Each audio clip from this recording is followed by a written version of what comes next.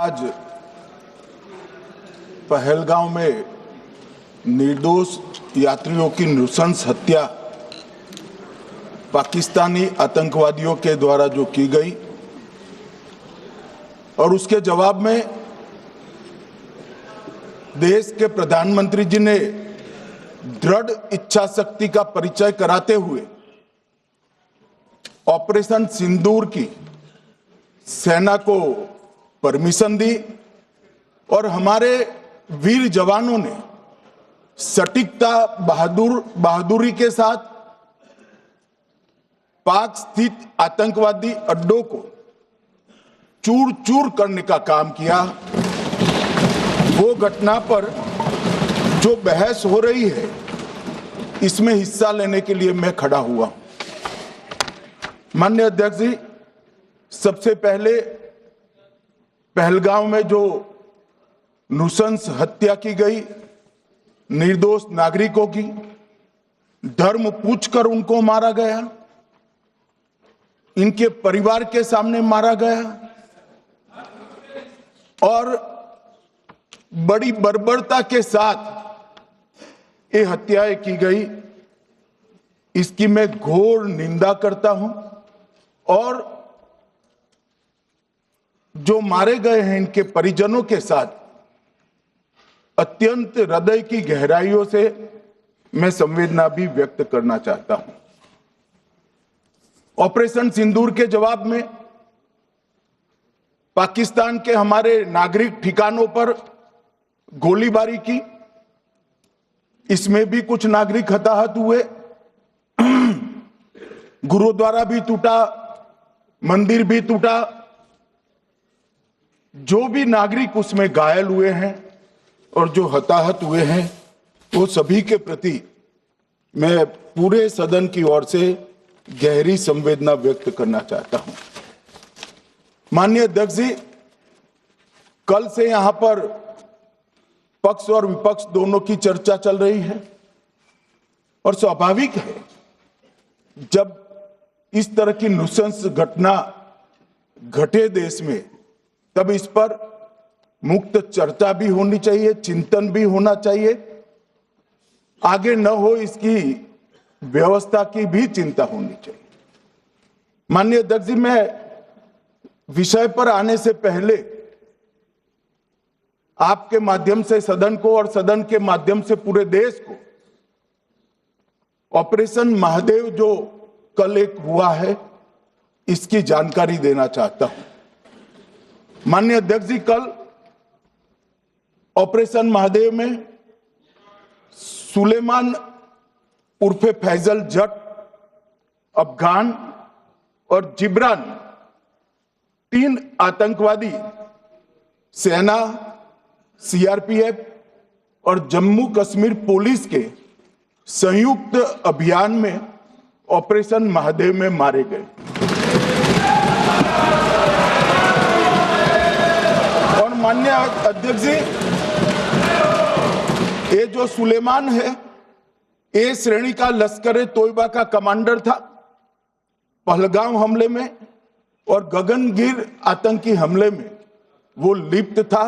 इसके ढेर सारे सबूत हमारी एजेंसियों के पास है। अफगान ए श्रेणी का लश्कर तैयबा का आतंकवादी था और जिब्रान भी ए ग्रेड आतंकवादी था। और माननीय अध्यक्ष जी, मैं सदन को और सदन के माध्यम से पूरे देश को बताना चाहता हूं, जिन्होंने बैसरन घाटी में हमारे प्रवासियों को, नागरिकों को मारा था, ये तीनों आतंकवादी ये थे और तीनों मारे गए।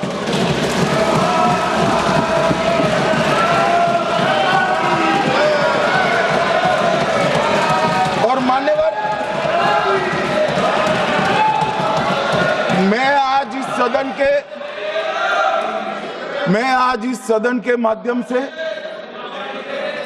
सेना के पैरा 4, सीआरपीएफ के सारे जवान जो अभियान में शामिल थे और जम्मू कश्मीर पुलिस के जो जवान थे वो सभी को सदन और पूरे देश की ओर से बहुत बहुत साधुवाद देना चाहता हूं। माननीय अध्यक्ष जी, मैं इस ऑपरेशन महादेव के बारे में थोड़ा डिटेल में बताना चाहूंगा। ऑपरेशन महादेव की शुरुआत 22 मई 2025 को, एक प्रकार से तो जिस दिन हत्या हुई थी उसी दिन रात को 22 मई 2025 को हुई। जिस दिन हत्या हुई थी उसी दिन रात को एक सुरक्षा मीटिंग की गई थी जम्मू कश्मीर में। ये पूछ रहे थे कोई गए नहीं, सिर्फ राहुल गांधी गए। अब आपकी आंख कौन से चश्मे से देख रही है मुझे मालूम नहीं माननीय अध्यक्ष जी। 1 बजे हमला हुआ, मैं 5:30 बजे श्रीनगर में उतर चुका था। माननीय अध्यक्ष जी, अरे सुनो सुनो, मैं बताता हूँ ना 22 में, सुनो ना प्लीज, धैर्य रखकर सुनो, हमने आपको नहीं टोका है, सुनना पड़ेगा भाई, ऐसे नहीं चलेगा। माननीय अध्यक्ष जी, नहीं, पर बैठे बैठे मत बोलिए आप भी। माननीय अध्यक्ष जी, माननीय अध्यक्ष जी, 23 अप्रैल को टिप्पणी मत करिए। एक सुरक्षा मीटिंग की गई। सभी सुरक्षा बल, सेना, CRPF, BSF, Jammu Kashmir police, और सबसे पहले उसमें निर्णय किया गया कि जो नृशंस हत्यारे हैं वो देश छोड़कर पाकिस्तान भाग न पाए, इसकी हमने पुख्ता व्यवस्था की और भागने नहीं दी। 22 मई को आईबी के पास एक ह्यूमन इंटेल आई और एक क्षेत्र के अंदर, दाची गांव क्षेत्र के अंदर आतंकवादियों की उपस्थिति की सूचना मिली। आईबी और सेना द्वारा दाचीकाम क्षेत्र में अल्ट्रा सिग्नल कैप्चर करने के लिए जो इंस्ट्रूमेंट हमारी एजेंसियों ने बनाए हैं, इसके द्वारा इस सूचना को पुख्ता करने के लिए मई से 22 जुलाई तक लगातार प्रयास किए गए।